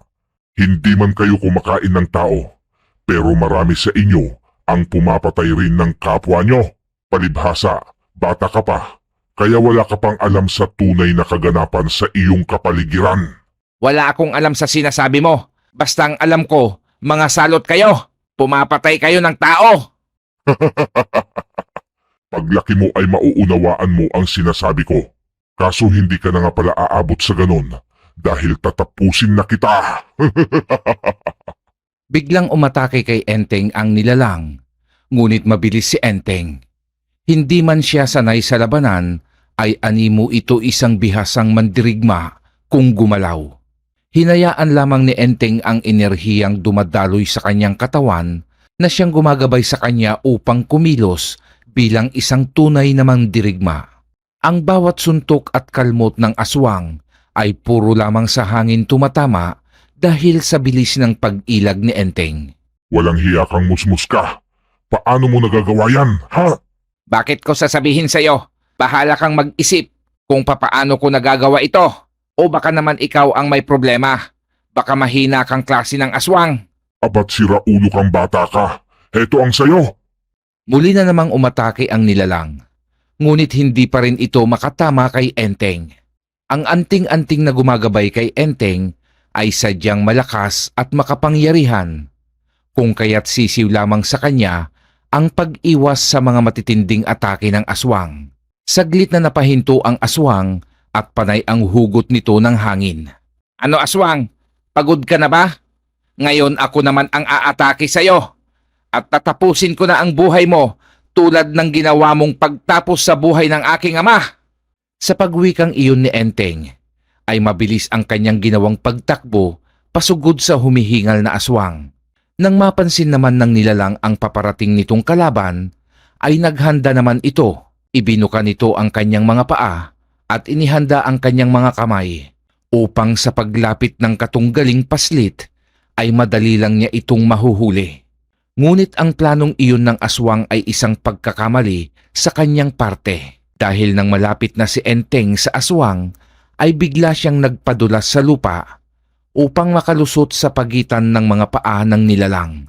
At sa pagtagos ni Enteng sa pagitan ng mga paang iyon ng aswang, ay kasabay ang pagwasiwas niya ng kumikislap na itak, ang itak ng kanyang ama. Umatungal ang aswang nang bumaon mula sa kanyang tiyan hanggang sa tumagos ang itak sa kanyang likuran. Pumulandit ang pinaghalong pula at itim na dugo ng aswang na siyang tumulo sa katawan ni Enteng. Naghihingalong bumagsak sa lupa ang nilalang at nanlalaki ang mga matang nakatingin sa bata. Napakahusay mo. Masyado kitang minalait dahil sa isa ka lamang bata. Ngunit daig mo pa ang isang manunugis kong makipaglaban. Yan ang hirap sa iyo. Porkit maliit ay akala mong kayang-kaya nyo. Hindi mo ba alam na ang maliit ay mas nakakapuwing? Ngayon magdasal ka na dahil igagawad ko na ang iyong kamatayan. Tumalon pa ibabaw sa aswang si Enteng at walang awa nitong tinagpas ang ulo ng nilalang. Ngayon ay nailigtas ko na ang buhay ng batang anak ni Aling Tasing at naipaghiganti ko na ang aking ama. Tay, saan ka man ngayon naroroon? Patay na ang aswang na kumitil sa iyong buhay. Walang kaalam-alam si Enteng na may paris ng mapupulang mata ang lihim na nagmamasid sa kanya. Mula sa madilim at masukal na bahagi ng bakuran ni Aling Tasing ay isang aswang ang kasalukuyang nagngingit-ngit at may makahulugang ngiti ang nagkukubli. At ito ay ang aswang na nagtataglay ng malaking peklat sa muka, ang gabunang pumatay sa kanyang ama. Ikaw pala ang anak ni Damyang mag-uuling. Huwag kang matuwa bata, dahil hindi pa dito nagtatapos ang lahat. Hintayin mo ang balik ng aking paghihiganti. Aling Tasing, tao po. Si Enteng po to. Bumukas ang bintana ng kubo at dumungaw si Aling Tasing. Laking gulat nito nang makitang naliligo ng dugo si Enteng. Naku, iho! Anong nangyari sa'yo? Ayos ka lang ba? Ayos lang po ako, Aling Tasing. Sasabihin ko lang po na patay na ang aswang na nais biktimahin ang iyong anak. Kaya mapayapa na ho kayo ngayon. Sige po, uuwi na po ako at siguradong si inay ay nag-aalala na rin. Maraming salamat, Enteng. Hulog ka ng langit sa sangkintin. Pagpalain ka ng Diyos. Pagdating ni Enteng sa bahay, ay agad siyang sinalubong ni Lusing. Halos himatayin ito nang makitang puno ng dugo ang katawan ng anak. Hindi ko po ito dugo, inay. Dugo po ito ng aswang na napatay ko. Naipaghiganti ko na po ang itay at nailigtas ang anak ni Aling Tasing. Diyos ko, akala ko ay napahamak ka na. Umakyat na tayo ng bahay at maglinis ka na ng katawan mo. At sobrang baho mo, anak. Ang lansa mo. Nagtatawanan silang mag-ina habang pumapasok sa munti nilang tahanan. At mula sa dilim ay naroon na namang nakamasid ang gabunan at sumilay sa mga labi nito ang isang nakakakilabot na ngiti. Habang nagtatawanan ang mag-inang Lusing at Enteng, ay galit na nagmamasid sa kanila ang gabunang nakaengkwentro noon ni Damian. Maghanda ka batang paslit. Ngayong alam ko na ang iyong tirahan ay ipapalasap kong muli sa iyo ang pait at sakit na naramdaman mo noon sa iyong ama. Sa ngayon ay magpakasaya kayo at sa darating na mga araw ay hindi nyo na yan magagawa. Bulong ng gabunan at naglaho na ito sa kadiliman. Kinabukasan sa baryo Sang Quintin ay muling umugong ang kabayanihan ni Enteng. Walang laman ang usapan ng mga tao kundi ang gabing sinagupan Enteng ang aswang na nagnanais biktimahin ang anak ni Aling Tasing. Muling nabuhayan ng pag-asa ang mga tao sa baryo. Alam nilang may tutulong na sa kanila sa oras na salakayin sila ng mga alagad ng dyablo. Bagay na mas ikinabahala ni Lusing. Alam niya kasing maaaring maapektuhan ang simpleng buhay ng anak at ang kaligtasan nito. Ngunit para kay Enteng ay isa itong biyayang tungkulin na ibinigay sa kanya ng Diyos at handa siyang tumulong sa oras na may mga ilangan ng tulong sa kanya. Isang araw habang nangangahoy ang mag-ina sa bukana ng kagubatan. Enteng anak, malapit nang mag-umpisa ang pasukan. Kailangan na nating mag-ipon ng pambili mo ng mga gamit sa eskwela. Oo nga po, inay. Di bali po, may naipon naman po akong pera para sa mga gamit ko. Puno na po ang alkansya ko. Ay nako, huwag mong bubuksan yun ha. Ako na ang bahala sa mga gamit mo. Yung ipon mo ay para sa iyo yon. Hayaan mo't gagawa tayo ng isang alkansyang pupunuin mo ulit. Baka naman po mahirapan na kayong mag-budget, nay. Hayaan nyo na. At ako na ang bahala. Ay hindi, obligasyon ko yan anak. Ang ipon mo ay sa iyo. Hanggat malakas ako ay gagampanan ko ang pagiging magulang ko sa iyo. Hindi ako tulad ng ibang magulang na pinababayaan lang ang mga anak. At kung minsan ay inuutusan pang maghanap buhay ang mga anak para sa kanilang bisyo. Tulad na lang ni Apeng, yung isang kabaryo nating lasinggero, hindi na pinag-aral yung anak at ipinasok na kasambahay sa isang mayamang pamilya sa bayan. At yung sweldo ng anak ay siya ang kumukuha at inuubos lamang sa alak. Ang bait talaga ng nanay ko, kaya labs na labs kayo ni Itay eh. Abay syempre naman. Halika nga rito at tulungan mo akong hilahin ang malaking sanga na ito anak. Kanina ko pa ito hinihila, kaso hindi ko kaya. Nandyan na po inay. Papunta na si Enteng sa pwesto ng ina nang biglang nanlaki ang kanyang mga mata at napasigaw ito. Inay, huwag kang gagalaw. Bakit? May malaking banakon sa likod mo at nakahanda ng tumuklaw. Sigaw ni Enteng habang mabilis na nitong hinugot ang kanyang itak at mabilis iyong ibinato sa banakong nakahanda ng tuklawin ang binti ni Lusing. Sapul ang banakon. Bumaon sa ulo nito ang itak ni Enteng. Nanghina naman si Lusing dahil sa sobrang nerbiyos at napasalampak ito sa lupa. Diyos ko, mabuti na lamang at nakita mo agad ang ahas na yan anak. Kundi patay na ako ngayon. Wag po kasi kayong basta susuot sa damuhan o basta na lang hihila ng kahoy inay. Tignan nyo munang mabuti ang paligid. Alam nyo namang maraming ahas dito sa gubat. Samantala sa pinakasulok ng gubat, kung saan ay hirap ng pasukin ng liwanag ng araw dahil sa nagtataasan at naglalakihang puno, ay isang plano ang kasalukuyang pinagpupulungan ng mga aswang sa pamumuno ng gabunang nais maghiganti kay Enteng. Simula mamayang gabi ay umpisahan nyo na ang paghahasik muli ng karahasan at lagim sa baryo San Quintin upang maisagawa ko ang plano kong pagsira sa kinabukasan ng batang si Enteng. Malaki ang utang sa akin ng pamilyang iyon. Ngunit pinuno, alam nyo namang kung gaano kalakas ang taglay niyang anting-anting. Natitiyak kung hindi namin siya kakayanin at siguradong mamamatay lamang kami. Wala kayong ibang pagpipilian kundi sundin ang kagustuhan ko. Dahil ang sinumang sumuway sa aking utos ay papatawan ko ng parusang kamatayan. Naiintindihan nyo? Opo, pinuno. Sabay-sabay na tugon ng mga aswang. Nasisiguro kong hindi mo magugustuhan ang aking gagawin, Enteng. Hintayin mo ang bagsik ng aking paghihiganti. 4:30 ng hapon ay abala pa rin ang mag-ina sa pag-aayos ng lulutuin nilang kahoy upang gawing uling. Anak, ikaw na muna ang bahala dito at ako'y magluluto na ng hapunan. Pag natapos mong maisalansan ang mga kahoy, ay magpahinga ka na rin ha. Opo, Nay. Sige po, ako na po ang bahala dito. Magluto na po kayo at medyo gutom na rin po ako. Iniwan na ni Lusing ang anak at nagmamadali na itong naghanda ng mailulutong pagkain. Binalatan nito ang isang piraso ng balinghoy at hiniwa iyon sa maliliit na piraso upang ihalong pandagdag sa isasaing nitong bigas. Madalas gawin iyon ni Lusing. Isa kasi iyon sa kanyang paraan upang makatipid ng bigas. At habang nakasalang ang kanyang sinaing, ay binalot naman nito sa dahon ng saging ang ilang piraso ng kabuting saging na nakuha nila sa gubat habang sila ay nangangahoy kanina. Matapos niya iyong balutin ay isinalang naman niya iyon sa gilid ng kalan upang ito ay maluto na siya nilang uulamin ng anak. Alas 5:50 ng hapon nang umakyat ng bahay si Enteng at sakto naman nakapaghain na ang ina. Tamang-tama ang dating mo anak.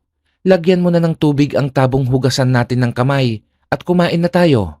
Agad namang sinunod ni Enteng ang ina at nagmamadali na itong naupo sa lamesa. Ang sarap nito inay. Inihaw na kabuti. Uwi ka ni Enteng habang nagsasandok ng kanin sa kanyang plato. Nasanay si Enteng sa mga simpleng pagkain na madalas ay nakukuha lamang nila sa tabi-tabi. Mga damo kung ituring ng ibang tao pero isang masustansyang biyaya para sa tulad nilang mahirap lamang. Matapos silang kumain ay nagpresenta si Enteng na siya na ang maghuhugas ng kanilang pinagkainan. Habang abala siyang naghuhugas, ay bigla siyang napatigil at napahawak sa kanyang dibdib. Bahagya kasi siyang napaso sa pag-init ng kanyang kwintas. Mula sa banggirahan ay agad niyang iginala ang kanyang paningin sa paligid.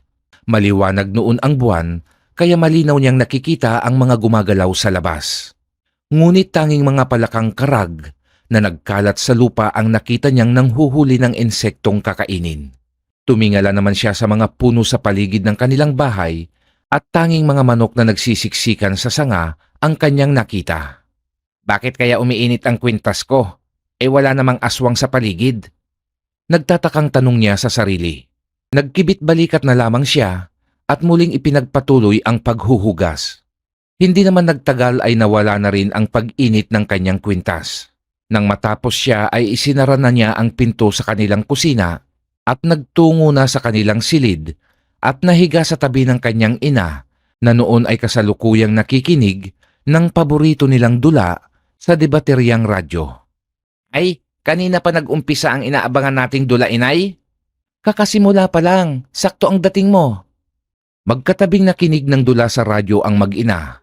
Nakayakap pa noon si Enteng kay Lusing, bagay na nakasanayan na ng batang bida simula ng pagkabata. Dahil sa pagod ay hindi na natapos ni Enteng ang pinapakinggan sa radyo at ito ay nakatulog na. Napangiti naman si Lusing nang marinig na naghihilik na ang anak. Kinabukasan ay nagising si Enteng na wala sa kanyang tabi ang kanyang ina. Mabilis na siyang tumayo ng higaan at niligpitan ito. Nagtungo siya sa kusina at nakita niya ang sinangag at pritong itlog sa ibabaw ng lamesa.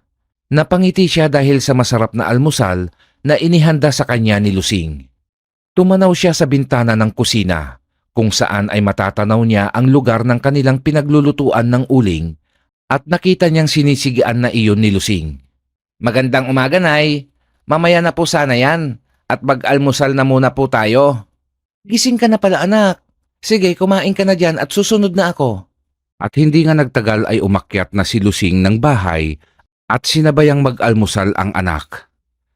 Matapos nilang makapag-agahan at matapos ang mga trabahong bahay, ay nagpaalam si Enteng sa ina na makikipaglaro lamang ito saglit sa kanyang mga kaibigan.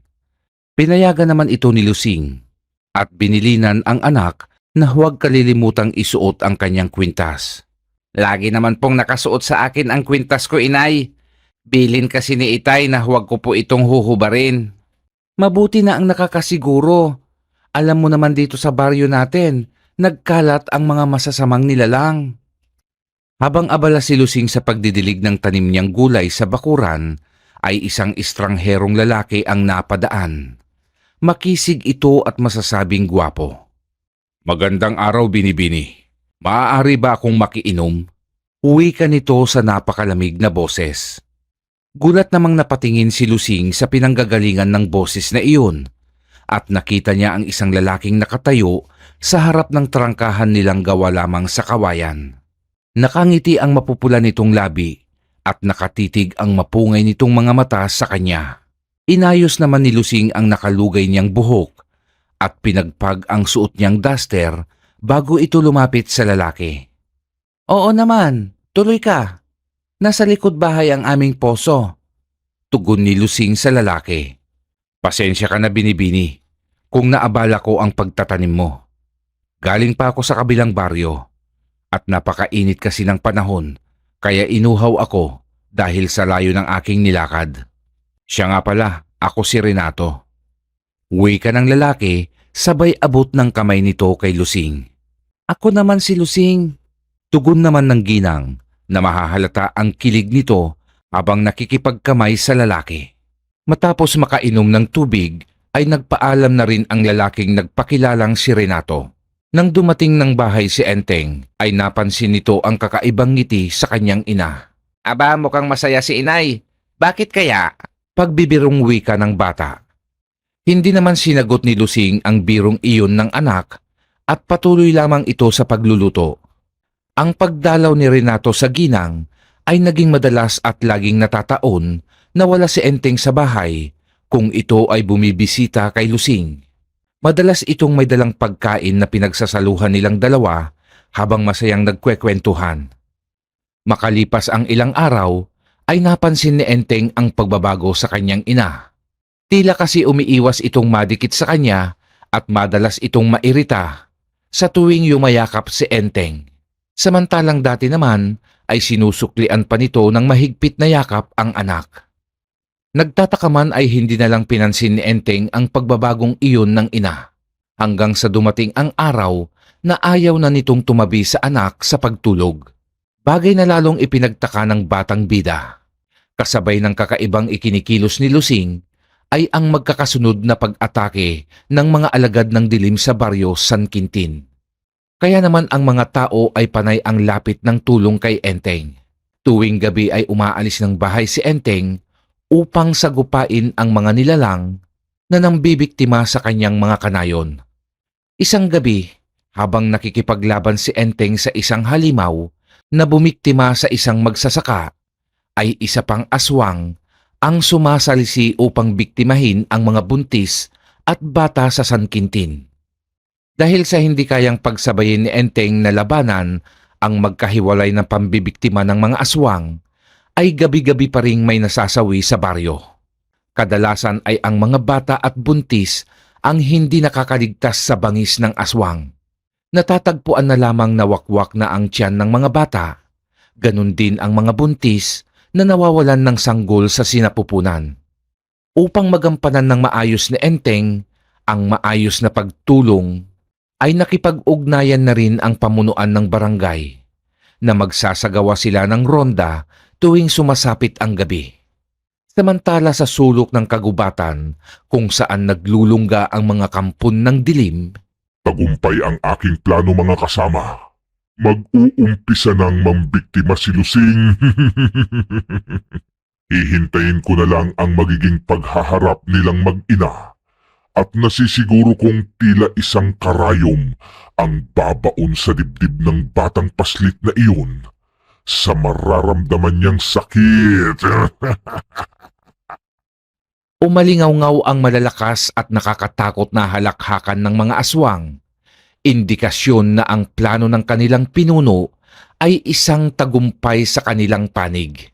Isang araw ay muling bumisita si Renato kay Lusing at tulad ng dati, ay wala na naman si Enteng sa bahay at may dala rin itong pagkain para kay Lusing. Ngunit laking gulat ni Renato dahil sa hindi magandang pagsalubong sa kanya ng ginang. Hayop ka, Renato! Sino ka ba talaga? Bakit mula nang makilala kita at kainin ang mga dala mong pagkain ay nagbago na ako? Bakit? Wala naman akong ginagawang masama sa iyo, Lusing. Huwag ka nang magsinungaling pa! Alam kong may ginagawa kang hindi maganda sa akin. Wala akong lahing aswang, Renato. Pero mula nang makilala kita, ay nagbago na ako. Mabuti pa'y umalis ka na. Ayaw na kitang makitang hayop ka. Tama ka, Lusing. Hindi nga ako normal na tao. Ako ang aswang na muntik ng mapatay ng asawa mo. At anak ko, ang aswang na kanyang pinatay. At bilang paghihiganti, ay plinano ko talagang iyang gawin ka upang kayong mag-ina ang magpatayan. At ngayong alam mo na ang katotohanan, ay bahala ka na sa buhay mo. Kung nais mong humaba ang iyong buhay, ay umanib ka sa amin at patayin mo ang iyong anak. Kung hindi naman, ay bahala na ang iyong anak kung ano ang gagawin niya sa iyo sa oras na malaman niyang isa ka ng ganap na aswang. Lumayas kang salot ka. Sinira mo ang tahimik kong buhay. Nagtiwala ako sa'yo, pero isa pala iyong malaking pagkakamali. At kahit kailan, hindi ako aanib sa inyong kasamaan. Kaya, at ano ba ang ginagawa mo tuwing gabi, Lusing? Kung ikaw ay nauuhaw sa dugo at laman ng kapwa mo tao, nasa iyo ang desisyon, Lusing. Paalam bago kong kauri. Naiwang umiiyak si Lusing. Hindi niya alam kung ano ba ang kanyang gagawin. Takot siyang ipaalam ito sa kanyang anak at ayaw rin niyang siya ang babawi sa buhay ng pinakamamahal niyang anak. Sinikap ni Lusing na maging normal sa harap ni Enteng. Ngunit hindi niya kayang matagalan ang nakakapasong enerhiyang nagmumula sa anting-anting ng anak. Habang si Enteng naman ay madalas magtaka sa pag-init ng kanyang kwintas tuwing siya ay nasa bahay. Ngunit ni minsan ay hindi niya inisip na isa na palang aswang ang pinakamamahal niyang ina. Ang tangi na lamang ginagawa ni Enteng upang hindi mairita sa pag-init ng kanyang kwintas, ay hinuhubad niya ito pag siya ay nasa bahay at isinusuot na lamang niya iyon kung siya ay aalis o makikipaglaban. Pero ang hindi nawawalang pagliliwanag at pag-init ng kwintas ay isang malaking palaisipan sa bata. Isang hating gabi, mahimbing nang natutulog si Enteng nang siya ay gambalahin ng malakas na pagtawag ng mga nagdagsaang kalalakihang nagtatangan ng nagliliwanag na sulo at nagtatalimang mga itak at nagtutulisang sibat. Ang grupo ay pinamumunuan ni Kapitan Doro. Enteng! Lusing! Gumising kayo! Sigaw ni Kapitan Doro. Napabalingkwas naman ng bangon ang bata at agad na binuksan ang bintana ng kanyang silid at inaantok pa itong dumungaw. Napamulagat ito sa gulat nang makita ang grupo ni Kapitan. Bakit po, Kapitan? May hinahabol kaming aswang, iho. At dito sa lugar niyo gumawi ang aswang. Kaya nais ko lang na kayo ay paalalahanan. Sige na at kailangan pa naming tugisin ang aswang, Enteng. Sasama ho ako, Kapitan. Huwag na muna, Enteng. Huwag mong iwang mag-isa ang iyong ina. Tulad ng sinabi ko, dito sa lugar niyo gumawi ang aswang. At baka nasa paligid lamang iyon. Kaya mas makabubuti kung bantayan mo ang iyong ina. Sige na, iho. At kailangan na naming magmadali. Tara na, mga kasama. Nang makaalis si na Kapitan ay sinilip ni Enteng ang silid ng ina. Nakita niya itong nakahiga at nakatalukbong ng kumot. Nais niya sana itong gisingin, ngunit nag-alangan ang batang si Enteng dahil baka mapagalitan siya ni Lusing. Kaya nagtungo siya sa kusina upang uminom ng tubig. Nang mapansin niya sa sahig nilang kawayan ang bahid ng putik. Naalarma ang bata at agad na tumakbo sa kanyang silid at kinuha nito ang kanyang kwintas sa ilalim ng kanyang higaan at isinuot ito. Dama niya ang mainit na enerhiyang nagmumula sa kanyang kwintas. Kaya agad niyang hinugot mula sa kaluban ang matalas niyang itak at maingat na lumabas ng silid. Tumingala si Enteng sa kisame ng kanilang bahay, ngunit wala naman siyang nakitang kakaiba. Kaya nagpasya siyang lumabas ng bahay upang magmanman sa paligid. Nang bigla siyang mapahinto dahil sa nararamdamang pagkalma ng kwintas. Nawala ang mainit na enerhiyang inilalabas ng kwintas. Sa pag-aakalang baka nasa loob ang nilalang, ay muli siyang pumasok ng bahay At muli na namang uminit ang kanyang kwintas. Naghanap si Enteng sa ilalim ng papag, banggirahan at mga upuan. Ngunit wala naman siyang makitang aswang na nakapasok sa loob ng kanilang tahanan. Napasalampak na lamang si Enteng sa upuang kawayan at labis na pagtataka at pagkalito ang kanyang nararamdaman ng mga sandaling iyon.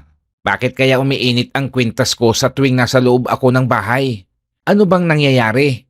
Bulong niya sa sarili habang iginagala ang paningin sa bubungan. Nais na lamang sanang magbantay ni Enteng upang maprotektahan ang ina. Ngunit dahil sa murang edad ay hindi rin niya kinaya ang antok at hindi niya namalayang nakatulog na pala siya. Kinabukasan ng magising si Enteng ay nakahanda na ang masarap niyang almusal sa lamesa.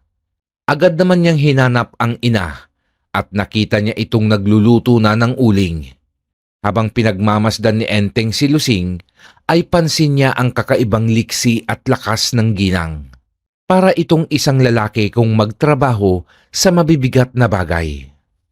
Napakunot siya ng noo pero napailing din naman agad at pilit na iniiwasang isipin ang namumuong hindi magandang pagdududa sa ina. Hindi na siya umimik at tahimik na nag-almusal habang hindi mapigilan ang paglalaro ng kanyang isipan. Nagpatuloy ang normal na pagdaan ng araw. Ang pakikipaglaro ni Enteng sa mga kaibigan, ang mga gabing katulong siya ng mga tanod sa pagroronda at pagpaslang sa mga aswang na sumasalakay sa kanilang baryo. Ngunit dumating ang isang gabing hindi inaasahan ni Enteng. Ang gabing dudurog sa kanyang puso. Ang tagpong tila magpapatigil sa pag-ikot ng kanyang mundo. 11:00 ng gabi. Habang kasama ng mga tanod si Enteng na nagroronda ay may namataan silang nilalang sa ibabaw ng bubungan ng isang bahay. Maitim iyon at buhaghag ang mahaba nitong buhok. Kasalukuyan noong abala ang nilalang sa paghalukay ng bubungan na gawa lamang sa pawid, kung kaya't hindi napansin ng aswang ang kanilang paglapit. Sumenya si Kapitan Doro sa kanyang mga tanod at maingat na naghiwa-hiwalay at pinaikutan ang bahay kung saan naruroon ang aswang. Habang si Enteng naman ay maingat na umakyat patungo sa bubungan. Nang makasampa na siya, ay sa kanya tinawag ang pansin ng aswang. Hoy aswang! Ako ang harapin mo at hindi ang buntis na walang kamalay-malay at walang kalaban-laban sa'yo! Gulat at agad namang napalingon sa kanya ang nilalang. Ngunit imbis na lumaban ang aswang, ay nagtangka itong tumalon pababa upang takasan si Enteng. Ngunit nang makita nito ang mga tanod sa ibaba, ay hindi rin ito tumuloy at hinarap ang bata. Takasin niyo ako. Ayaw ko pang mamatay. Hindi ko ginusto ang maging isang aswang. Maawa ka. Palayain mo ko. At ipinapangako ko ang aking pagbabago. Ang tulad mo ay hindi na binibigyan ng pagkakataon. Ang tulad mo ay hindi na kayang magbago pa. Marami na kayong pinatay na tao at dapat lamang na pagbayaran mo ang iyong kasamaan. Hindi mo ako naiintindihan. Meron akong anak na umaasa sa akin. Kaya parang awa mo na. Palayain mo ko. Hindi maaari. Wala nang puwang ang awa para sa tulad mong masama. Kaya ihanda mo ang iyong sarili. Para sa iyong kamatayan. Sinugod ni Enteng ang aswang. Magkakasunod na atake ang kanyang ginawa na naiiwasan naman ng aswang. Ngunit dahil sa anting-anting ni Enteng, ay mas naging maliksi pa rin ang bata, kaya may mga atake siyang hindi kayang maiwasan ng nilalang. Isang malalim na sugat sa hita, braso at sikmura ang natamo nito sa ilang beses na pag-atake ni Enteng. Ngunit isang bagay ang napansin ng batang manunugis. Bakit hindi ka lumalaban? Bakit puro lamang pag-iwas ang iyong ginagawa? Lumaban ka! Hindi makasagot ang aswang. Nakatitig lamang ang mapupula nitong mga mata kay Enteng at kapansin-pansin din ang nangingilid nitong luha sa mata. Huwag mo akong daanin sa pagpapaawa dahil wala nang natitirang awa sa puso ko sa tulad mong aswang. Simula nang patayin niyo ang aking ama ay isinumpa ko na sa sarili ko na hindi ko kayo mapapatawad. Muling umatake si Enteng at bago pa siya makalapit sa nanghihina ng nilalang, ay tumalon ang aswang pababa sa lupa. Ginamit nito ang natitira niyang lakas at nagawa pa nitong mapaslang ang dalawang tanod na nakaabang sa baba at malaya itong nakatakas. Mula naman sa madilim na bahagi ay nakamasid naman ang gabunan. Nakangiti ito at masayang-masaya sa napanood na kaganapan. Hindi pa lubos na dumadating ang pinakahihintay kong tagpo. Ay labis na ang aking kasiyahan. Pag-uwi mo, batang paslit, ay nasisiguro ko sa iyong mararamdaman mo na ang pait ng aking paghihiganti. Sinubukan naman ng iba pang tanod kasama si Enteng na habulin ang nakatakas na aswang, ngunit hindi na nila ito inabutan. Nagpasya na silang huminto sa pagtugis sa aswang dahil alam nilang hindi na rin iyon magtatagal pa dahil sa natamo nitong mga sugat na likha ni Enteng. Nang makauwi si Enteng ay napansin nito ang nakabukas nilang pintuan, kaya agad na siyang tumakbo at bago pa siya makapasok ng bahay ay nakita niya ang mga tulo ng dugo sa sahig at patungo ang mga iyon sa silid ng ina. Nagmamadali na siyang tinungo ang silid ni Lusing habang panay ang kanyang pagtawag. "Inay! Inay!" Sa pagpasok niya ng silid, ay inabutan niya ang isang maitim na nilalang sa sulok ng silid. Nakatalikod ito at mahahalatang hinahabol nito ang paghinga. "Walang iya ka! Anong ginawa mo sa nanay ko? Pagbabayaran mo ito!" Pasugod na si Enteng nang biglang humarap sa kanya ang nilalang. Sa nagbabago nitong anyo, ay natigilan si Enteng nang makilala ang inaakala niyang kalaban. "Inay, kayo po ang..." "Anak, patawarin mo ko. Hindi ko ginusto ang maging isang aswang. Hinawaan lamang ako ng aswang na pumatay sa iyong ama. Ito ang paraan ng kanyang paghihiganti." "Inay! Inay ko!" Nabitawan ni Enteng ang kanyang itak at mabilis nitong nilapitan ang naghihingalong ina. Niyakap niya ito ng mahigpit habang panay ang pagtulo ng kanyang luha. "Inay, bakit hindi niyo sinabi sa akin ang katotohanan? Baka may nagawa po akong paraan upang maalis ang pagkaaswang niyo." "Patawarin mo ako, anak. Natakot akong baka masuklam ka sa akin. Ito ang tatandaan mo, anak. Mahal na mahal kita." "Patawad po, inay. Hindi ko po sinasadyang kayo ay saktan. Kung alam ko lang na kayo ang aswang ay pinatakas ko kayo." "Tama lang ang ginawa mo, anak. Hindi ako nagsisisi. Dahil kung magpapatuloy ako sa pagiging aswang, ay marami pa ang mapapahamak. Ang ikinalulungkot ko lang ay hindi na kita maaalagaan. Kaya ipinapakiusap ko sa iyo na huwag mong pababayaan ang iyong sarili. Huwag kang magbabago at ipagpatuloy mo ang pagtulong sa mga nangangailangan. Enteng, hindi ko na kaya. Magpapaalam na ako, anak. Yakapin mo ako para maramdaman ko ang huling yakap mo bago ako malagutan ng hininga." Niyakap ng mahigpit ni Enteng ang ina. Nagawa pang mahaplos ni Lusing ang ulo ng anak at hindi nagtagal ay binawian na ito ng buhay. "Inay ko!" Umalingaw-ngaw ang malakas na sigaw ni Enteng, dahilan upang ang mga kapitbahay nila ay magtakbuhan patungo sa kanilang bahay. Inabutan ng mga tao si Enteng na yakap-yakap ang duguan at wala ng buhay na ina. Labis na awa ang nararamdaman nila sa bata. Ang pangyayaring iyon ay malaki ang naidulot na pagbabago kay Enteng. Naging tahimik at mapag-isa siya. At mas naging puspusan ang ginagawa niyang pagtugis sa mga aswang. Gabi-gabi ay isa o dalawa ang kanyang napapaslang na aswang sa baryo ng San Quintin. Bagay na ikinagalit naman lalo ng pinunong gabunan. Pinuno, mukhang isang maling estratehiya ang ginawa nyo. Lalong naging mabangis ang bata at lalo tayong inuubos. Wika ng isang aswang. Singbilis naman ng kidlat na nilapitan ng gabunan ang kanyang tauhan at sinakal ito. Huwag mong sasabihin sa akin na mali ako.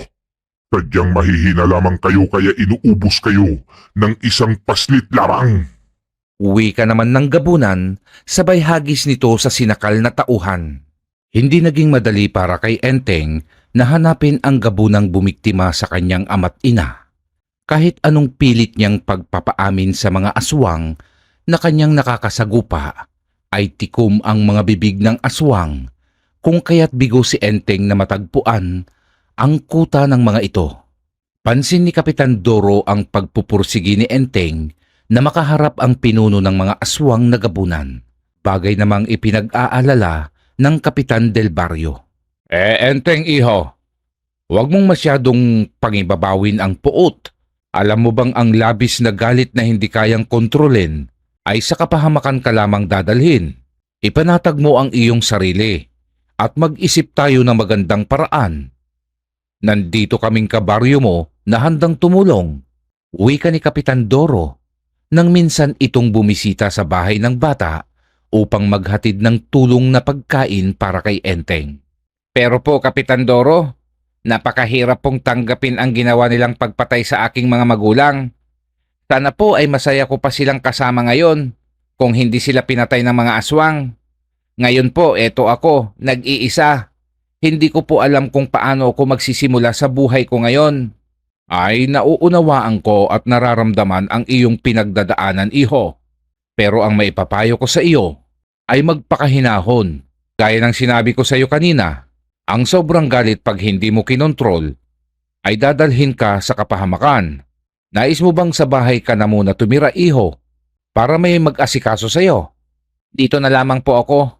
Ayaw kong iwan ang mga alaala ng aking mga magulang.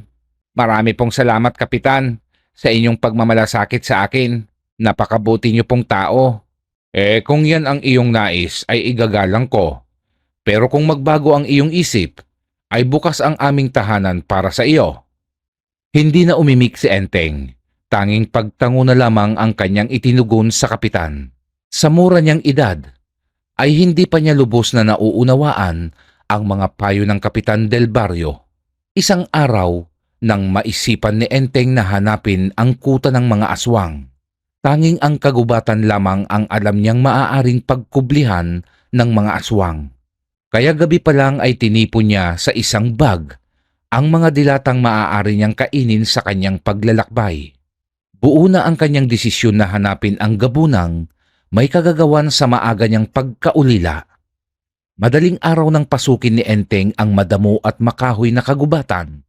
Sinadya niya iyon upang walang makaalam sa kanyang gagawin. Ayaw niya kasing may pipigil pa sa kanyang plano o magpipilit na samahan pa siya. Dahil sa matatayog at makakapal na punong kahoy sa gubat, ay makapal ang hamog nang makapasok siya doon.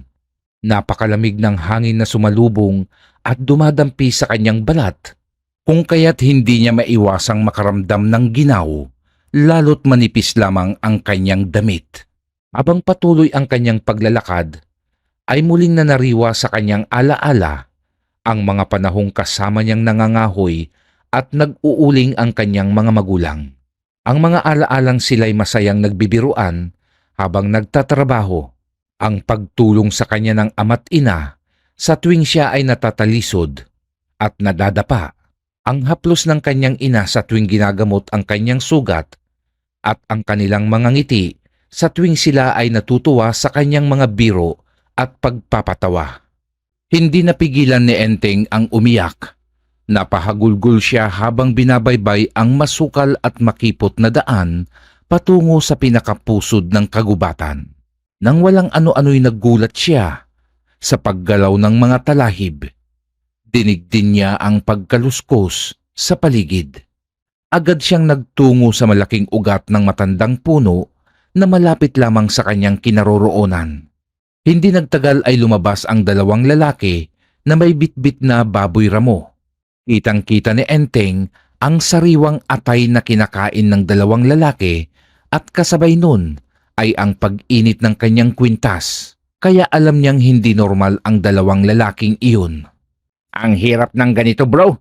Dieta tayo ngayon sa karne ng tao. Puro na lang hayop ang nilalantakan natin. Oo nga eh, mas malinamnam pa rin ang laman ng tao kumpara sa hayop. Ayaw kasing aminin ni Pinuno na mali ang diskarte niyang galawin pa ang ina ng batang iyon sa baryo San Quintin. Nadali na nga niya yung ama. Pinakialaman pa yung asawa. Eto tuloy tayo. Laylo sa pambibiktima ng tao. Wala, sablay din si Pinuno. Ayaw lang umamin. Dahil lang sa peklat. Hindi na niya tinantanan ang pamilya nung mag-uuling. Biro mo bro, ang lakas pala ng tangang anting-anting ng bata. At sa liit ng batang yun ilang kalahi na natin ang naitutumba? Halos iilan na lamang tayo ah. Oo nga kaya magdoble ingat tayo. Dahil sa oras na matuntun tayo ng batang iyon, siguradong ubos tayo bro. Sa impyerno, wala nang malinamnam na karne ng tao doon. Sabay na nagtawanan ang dalawang aswang habang sila ay patungo sa kanilang kuta. Dinig ni Enteng ang kanilang pag-uusap, ngunit imbis na atakihin sila ni Enteng, ay minabuti nitong magtimpi at sundan ang mga halimaw upang hindi na siya mahirapan pa sa paghahanap sa kuta ng mga ito. Maingat siyang nagpapapalit-palit na nagtatago sa mga malalaking puno hanggang sa marating na nila ang kuta ng mga halimaw na aswang. Tila isang baryo iyon na may mga kubo, ngunit kakaunti na lamang ang mga aswang na naninirahan. Humanda kayo ngayon sa akin at uubusin ko kayo. Galit na sambit ni Enteng sa sarili habang nakahawak sa kanyang umiinit na kwintas. Sa galit ay aatake na sana ang paslit, ngunit bigla niyang naalala ang sabi ng kanyang ama na ang aswang ay mas malakas pagsapit ng gabi at mas mahina ang mga ito sa araw. Kaya naman napatingala si Enteng, ngunit hindi niya malaman kung gabi na ba o may araw pa dahil na rin sa hindi makapasok na sinag ng araw sa lugar na iyon. Kaya saglit siyang napahinto at napaisip. Kung umaga ako umalis ng bahay, ay maaaring hapon na ngayon at malapit ng gumabi. Kung susugurin ko sila ngayon, ay baka hindi ko sila kayanin kahit pa may anting-anting ako. Hindi bali sana kung isa o dalawa lang ang kalaban ko. Mabuti pa siguro kung ipagpabukas ko na lang ang pagsugod. Bulong niya sa sarili. Naghanap si Enteng ng ligtas na mapagtataguan. Isiniksik niya ang sarili sa malalaking ugat ng matatandang puno sa kagubatan. Nagising si Enteng sa mga ibon na noon ay nag-aawitan sa itaas ng mga puno. Isang indikasyon na umaga na ng mga oras na iyon. Lumabas si Enteng mula sa malaking ugat na kanyang pinagtataguan. At mula doon ay tanaw niya ang kuta ng mga aswang na tahimik at walang mga nilalang sa labas. Mababakas ang tuwa sa mukha ni Enteng, ngunit hindi pa siya agad umatake. Naglabas siya ng isang dilatang sardinas at pandilimon na kanyang binaon at kumain muna siya upang magkaroon siya ng sapat na lakas sa pakikipaglaban. Matapos niyang kumain ay naglakad na ito patungo sa loob ng kuta ng mga aswang na gabunan. Tahimik pa rin ang paligid na animo abandonado na ang lugar. Sinubukan ni Enteng na pasukin ang isang kubo, ngunit wala iyong laman. Kung kaya't muli siyang naglakad patungo sa isa pang kubo, ngunit sa kanyang pagpasok ay wala pa rin iyong laman. Nang mapansin ni Enteng ang isang kubong nag-iisang nakatayo sa pinakadulo, nagduda ang bata na maaaring iyon ang kubo ng hinahanap niyang pinuno ng mga gabunan na pumaslang sa kanyang mga magulang. Agad niya iyong tinungo. Ngunit bago pa siya makarating, ay nakarinig siya ng malalakas na huni ng uwak. Napatingala si Enteng at nakita niya ang kawan ng mga uwak na may mapupulang mga mata at bumubulusok ang mga iyon na patungo sa kanya. Agad namang hinugot ni Enteng ang kanyang itak. Kasabay ng paghugot ng kanyang itak, ay naglabas naman ang kanyang kwintas ng dilaw na enerhiya at dumaloy ang tila kuryenteng iyon sa kanyang katawan. Hinarap ni Enteng ang mga uwak na lumusob at nais siyang saktan. Taga dito taga doon ang kanyang ginawa hanggang sa maubos ang mga ito. Pagkatapos ng mga uwak, ay naglabasan naman ang mga aswang na naglalakihan ang mga katawan at nagtatangkaran, kabilang ang punong gabunan na nais paslangin ni Enteng. Maligayang pagdating sa lugar kung saan ka ililibing, Enteng. Ikaw ang matagal ko nang hinahanap. Papatayin kita tulad sa ginawa mo sa aking ama't ina. Hoy, kutong lupa. Sa akala mo ba ay masisindak mo ko? Tignan natin ang bangis ng iyong anting-anting dito sa aming lungga. Mga kasama, ano pang hinihintay nyo? Paslangin na ang kutong lupang yan. Nagsimulang umatake ang mga aswang na hindi bababa sa 6. Sabay-sabay nilang inatake si Enteng.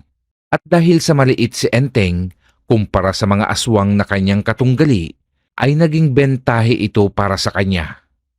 Nagagawa niyang lumusot sa pagitan ng mga paa ng mga aswang at tinataga niya ang mga paa ng mga ito.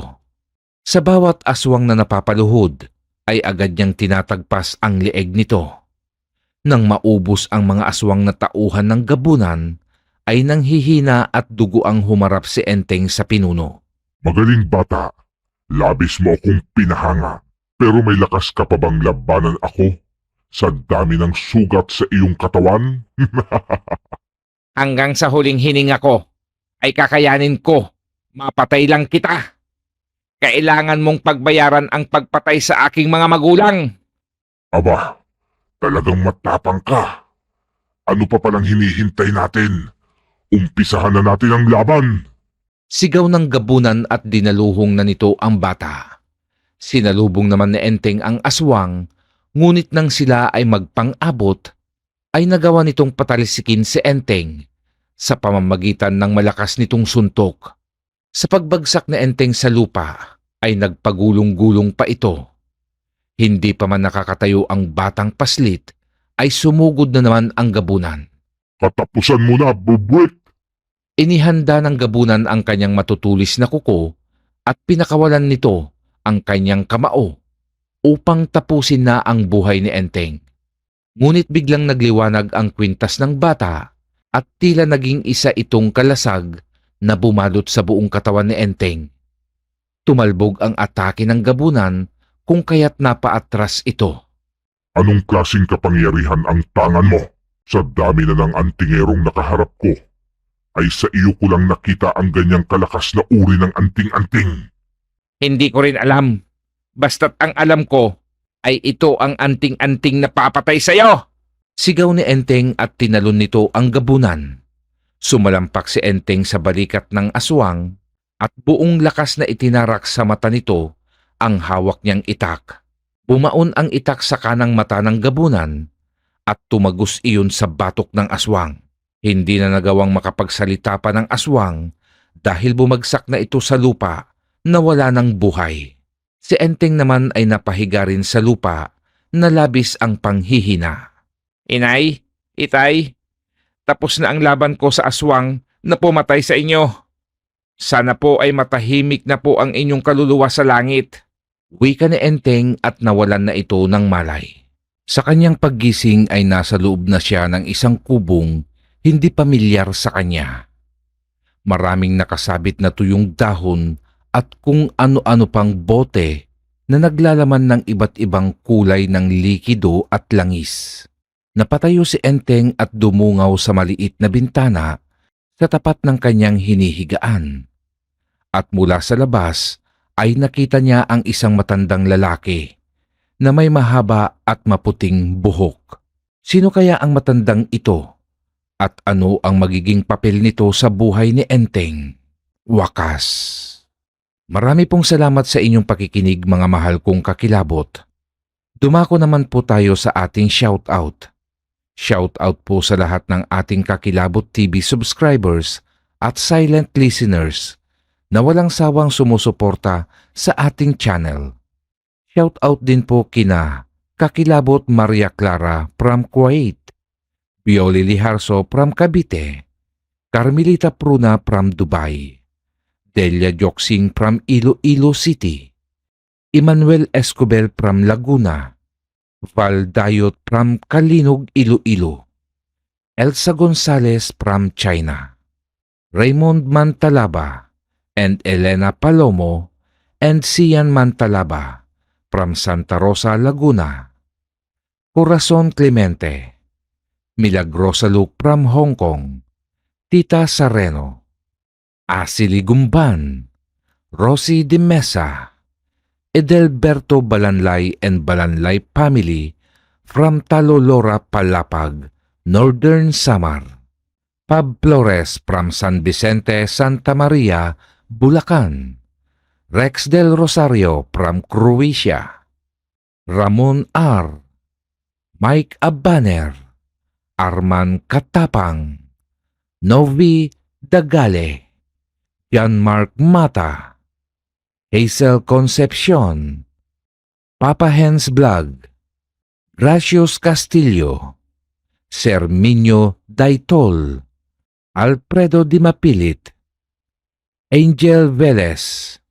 Fernando Medina. Kaloy Esgana. Virgie Gatab. Emmanuel Magdayaw. Arnold Danaw. Edsily Malay 9175.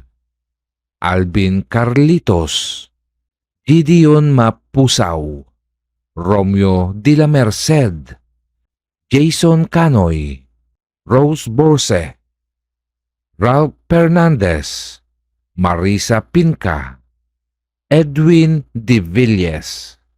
Joselito Flores. Joel De Guzman. April Rose Mosquida. Felix Cardines. Ernie Encanto.